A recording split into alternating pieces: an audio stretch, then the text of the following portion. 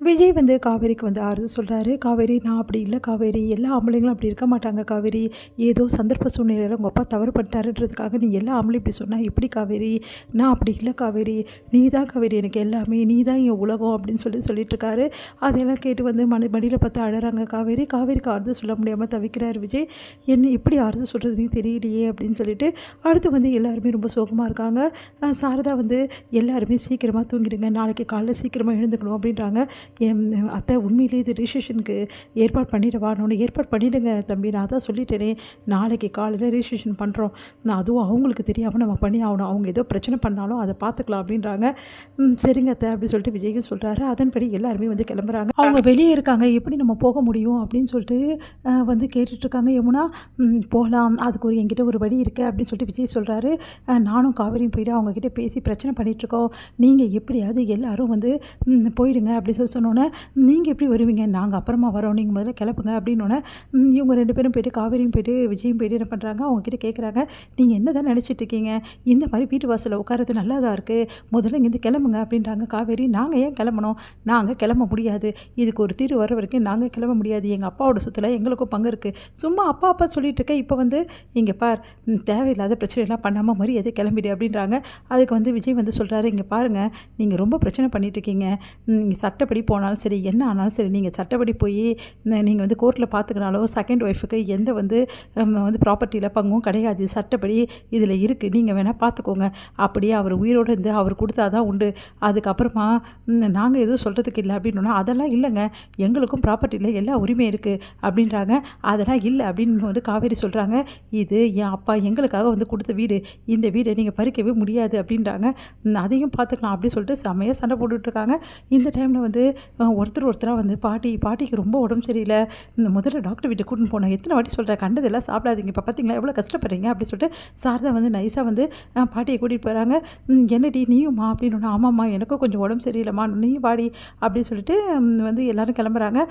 அடுத்து வந்து இதை வந்து கண்டுக்காமல் இவங்க பாட்டுன்னு சண்டை போட்டுக்கிட்டே இருக்காங்க அவங்கக்கிட்ட. அடுத்து வந்து என்ன பண்ணுறாங்க, நிவீனும் வந்து யமுனாவும் வந்து ஐயோ அவங்க வேறு போயிருக்காங்க, பேக்கெல்லாம் விட்டுட்டு போயிட்டாங்க, காசு எடுக்காமல் போயிட்டாங்களே, சரி சரி நம்ம போய் காசை கொடுத்துட்டு வந்துடலாம் பாட்டிக்கு அப்படி சொல்லிட்டு அவங்களும் கிளம்புறாங்க. இங்கே வந்து எல்லோரும் வந்து பொறுமையாக ஒருத்தராக கிளம்பி போகிறாங்க. காவேரி விஜய் செமையாக சண்டை போட்டுட்ருக்காங்க.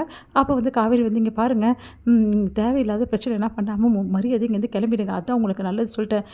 என்னாச்சுங்க பாட்டிக்கு என்னன்னு தெரியல, நைட்லேருந்து உடம்பு சரியில்லை அவங்களுக்கு, அதான் ஹாஸ்பிட்டலுக்கு போகிறாங்க அப்படின்னோடனே, ஐயோ பாட்டிக்கு என்னாச்சுன்னு தெரியல, எனக்கே கவலை இருக்குது, என்ன காவேரி இந்த மாதிரி நிலைமை நீ கவலைப்படலாமா, வா முதல்ல என்னென்னு போய் பார்க்கலாம். சரி காவேரி ஒன்றும் ஆகாது பாட்டிக்கு, கவலைப்படாத வாப்பா அப்படின்னு சொல்லிட்டு கூட போகிறாங்க. என்னம்மா எல்லோரும் கிளம்பிட்டாங்க அப்படின்னு சொல்லிட்டு கூட இருக்கவங்களாம் பேசுகிறாங்க. அவங்க பொண்ணுங்க அவங்க பையன்லாம் டாக்டர்கிட்ட போகிறாங்களாம், போயிட்டு இங்கே தானே வந்து ஆகணும், ஊரை சுத்த முடியும், எப்படியும் இதுக்கு ஒரு முடிவு பண்ணாமல் நம்ம போகக்கூடாதுடி அப்படின்றாங்க. ஆமாம் ஆமாம் சரிம்மா, நான் ஆளுங்களெல்லாம் வர சொல்லியிருக்கேன், இதுக்கு ஒரு முடிவு கண்டிப்பாக கட்டிடலாம், நீ கவலைப்படாத அப்படின்ட்டாங்க. இங்கே பாருடா தேவையில்லாத பிரச்சனை ஏன்டா பண்ணுற, அதெல்லாம் முடியாதுமா, பிரச்சனை பண்ணி தான் உன்னை வாங்கணுன்னா வாங்கி தான் ஆகணும் அப்படின்னு அந்த பையன் துள்ளி பேசுகிறாரு. அடுத்து வந்து இங்கே எல்லாருமே வந்து ரிஜிஸ்டர் ஆஃபீஸ்க்கு வந்துடுறாங்க. டோக்கன் வந்துச்சா தம்பி, நம்மளது தான் அப்படி சொன்னோன்னே அடுத்து வந்து காவேரி எல்லாருமே கூப்பிட்றாங்க. உங்களுக்கு பூர்ண சம்மதம் அப்படி சொன்னோன்னே ஒருத்தராக சைன் பண்ணுறாங்க.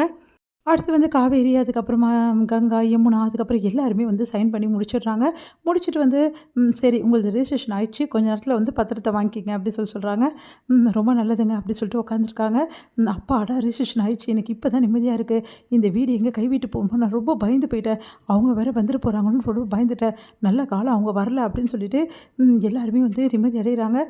சரி அந்த பத்திரத்தை வந்து இப்போ கொஞ்ச நேரத்தில் கொடுத்துருவாங்களா, அதெல்லாம் கொடுத்துருவாங்க, எந்த பிரச்சனையும் இல்லை, அதான் ரிஜிஸ்ட்ரேஷன் ஆகிடுச்சு அப்படின்னு சொல்லிட்டு விஜய் சொல்லிட்டு இருக்காரு. நம்ம வீடு நம்மளுக்கு கிடைச்சிடுச்சு, என்ன மாதிரி பேசுனாங்க, இப்போ வந்து என்ன பேசிட்டோம் உன் பேரில் இருக்குடி, இப்போ அவங்க எப்படி வந்து மாற்றி உங்ககிட்ட வாங்க முடியும், நான் பார்க்குறேன் அப்படி சொல்லிட்டு இருக்காங்க. பார்த்தா வந்து அந்த குடும்பம் வாசலில் வந்து நிற்கிறாங்க, அதிர்ச்சி அடைகிறாங்க. ஐயோ வந்துட்டாங்களே அப்படின்னு சொல்லிட்டு பாட்டி வந்து சொல்கிறாங்க, ஹாஸ்பிட்டலுக்கு போகிறேன்னு சொல்லிட்டு இங்கே வந்திருக்கீங்களா, எங்களுக்கு எதுவும் தெரியாதுன்னு வச்சுங்களா, எங்களுக்கு எல்லா இன்ஃபர்மேஷன் வந்துடுச்சு. அந்த பையன் சில ரவுடிஸ்லாம் கூட்டிகிட்டு வராரு.